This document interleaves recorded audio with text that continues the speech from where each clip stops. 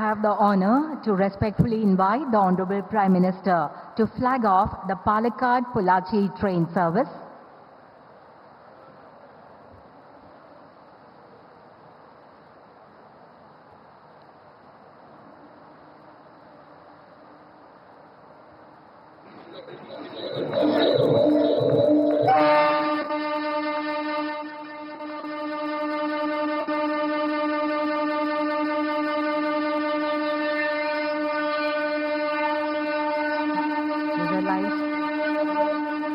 That's a live streaming from Palakkad railway station, as we can see. And now, with great respect and profound honor, I humbly invite the Honorable Prime Minister, Shri Narendra Modi ji, to deliver his address to this august gathering. ഇപ്പോൾ ഈ പ്രൗഢ സദസ്സിനെ അഭിസംബോധന ചെയ്യുവാനായി ഭാരതത്തിന്റെ ആദരണീയനായ പ്രധാനമന്ത്രി ശ്രീ നരേന്ദ്രമോദി അവർകളെ വിനീതമായി ക്ഷണിക്കുകയാണ്.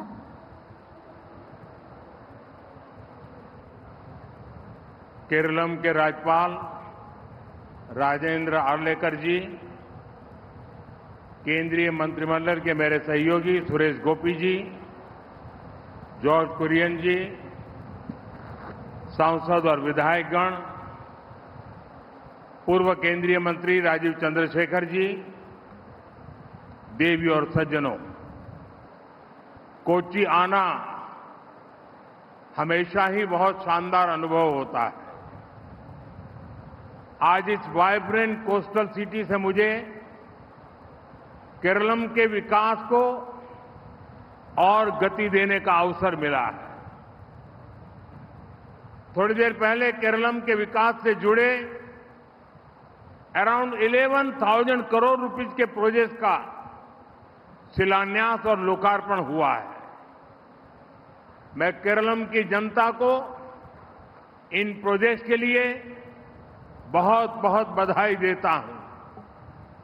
കേരളത്തിന്റെ ഗവർണർ രാജേന്ദ്ര ആർലേക്കർ ജി, കേന്ദ്രമന്ത്രിസഭയിലെ എൻ്റെ സഹയോഗികളായ സുരേഷ് ഗോപി ജി, ജോർജ് കുര്യൻ ജി, പാർലമെന്റ് അംഗങ്ങൾ, നിയമസഭാ അംഗങ്ങൾ, മുൻ കേന്ദ്രമന്ത്രി രാജീവ് ചന്ദ്രശേഖർ ജി, ദേവിമാരെ, സജ്ജനങ്ങളെ, കൊച്ചിയിലെത്തുമ്പോഴെല്ലാം എനിക്ക് ഒരു പ്രത്യേക സന്തോഷം അനുഭവപ്പെടാറുണ്ട്.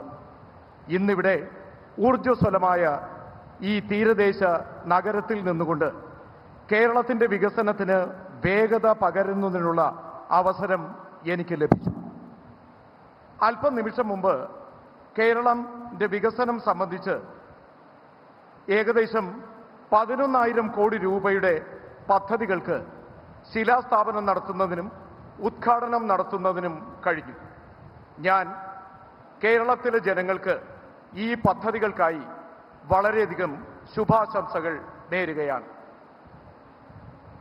एनडीए सूरतगढ़े आत्मनिर्भर भारत बनाने के लिए, मेक इन इंडिया के लिए पेट्रोलियम सेक्टर का विस्तार बहुत आवश्यक है। आज कोच्चि रिफाइनरी में पॉलीप्रोपाइलिन यूनिट के शिलान्यास के पीछे भी यही लक्ष्य है।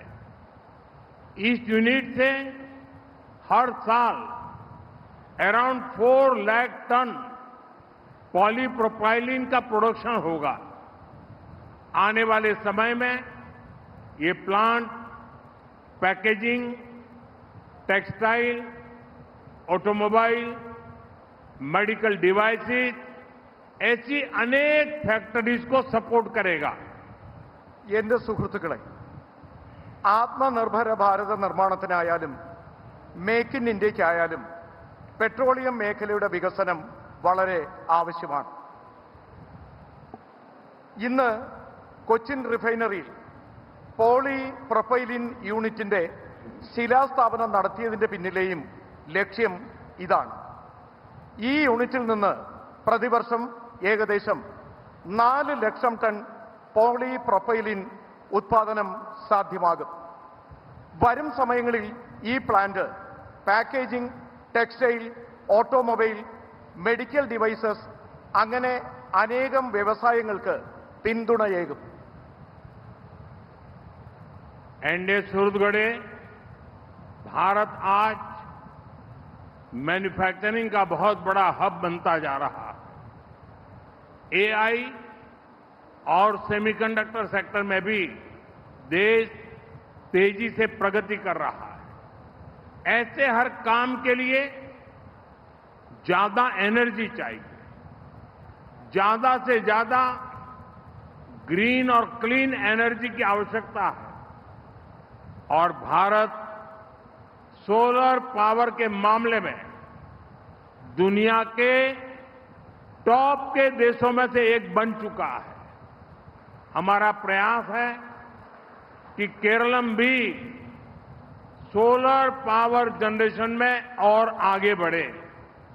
इसी मकसद से आज वेस्ट कलाड़ा उसमें 50 मेगावाट के फ्लोटिंग सोलर प्रोजेक्ट का फाउंडेशन स्टोन रखा गया है।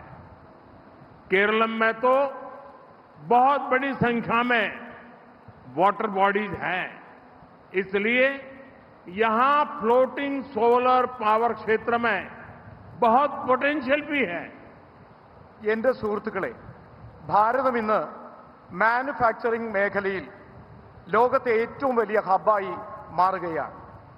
എഐ മേഖലയിലായാലും സെമി കണ്ടക്ടർ മേഖലയിലായാലും രാജ്യം ഇന്ന് അതിവേഗം പുരോഗതി കൈവരിക്കുകയാണ്. ഈ പ്രവർത്തനങ്ങൾക്ക് നമുക്ക് ധാരാളമായി ഊർജം ആവശ്യമുണ്ട്.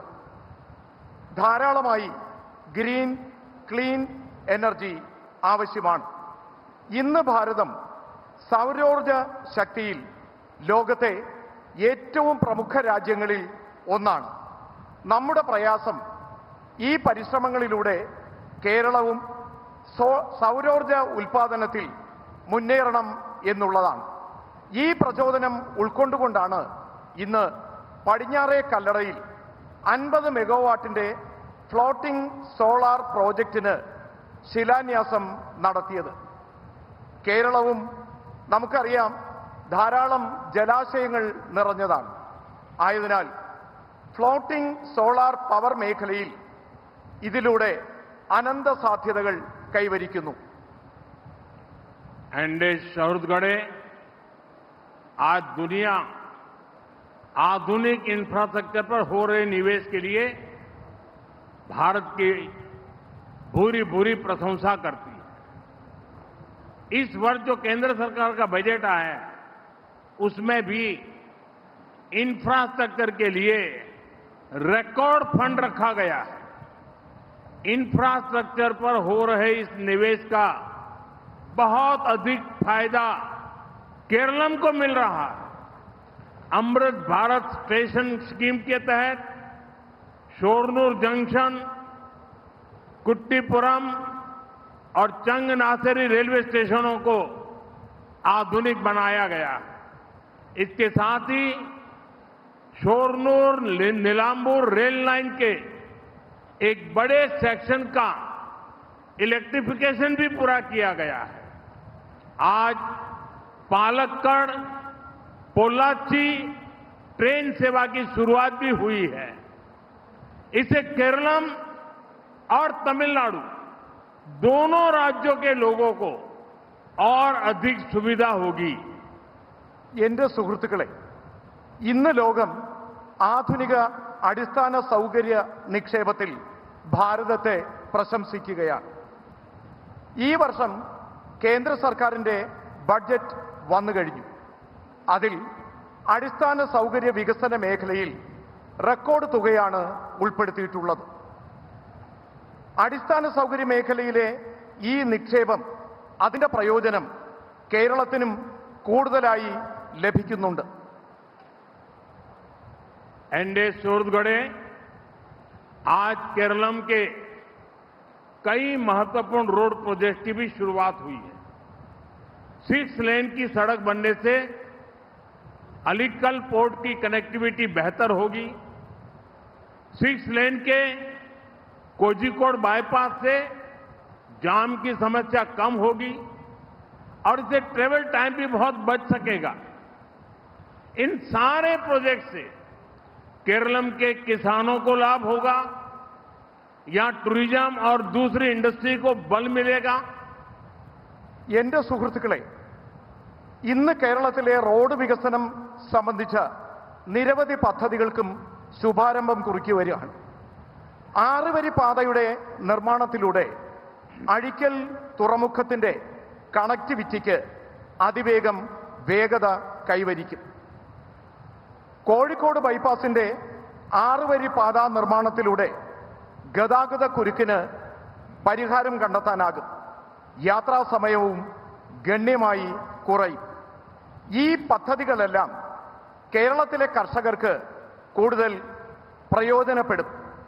ഇവിടുത്തെ വിനോദസഞ്ചാര മേഖലയ്ക്കും വ്യവസായ മേഖലയ്ക്കും ഇത് ശക്തി പകരും. एनडीए सूरतगढ़े इंफ्रास्ट्रक्चर पर लगने वाला हर रुपया नए रोजगार का सृजन करता है. ये जितने भी प्रोजेक्ट हैं, इनसे केरलम के हजारों नौजवानों को नए रोजगार मिलने वाले हैं. मुझे पूरा भरोसा है कि ये सभी प्रोजेक्ट विकसित केरलम के हमारे संकल्प को सिद्ध करने में अहम भूमिका निभाएंगे. एक बार फिर आप सभी को बहुत बहुत शुभकामनाएं. धन्यवाद. എന്റെ സുഹൃത്തുക്കളെ, അടിസ്ഥാന സൗകര്യ മേഖലയിൽ ചെലവഴിക്കുന്ന ഓരോ രൂപയും കൂടുതൽ തൊഴിലവസരങ്ങൾ സാധ്യമാക്കും.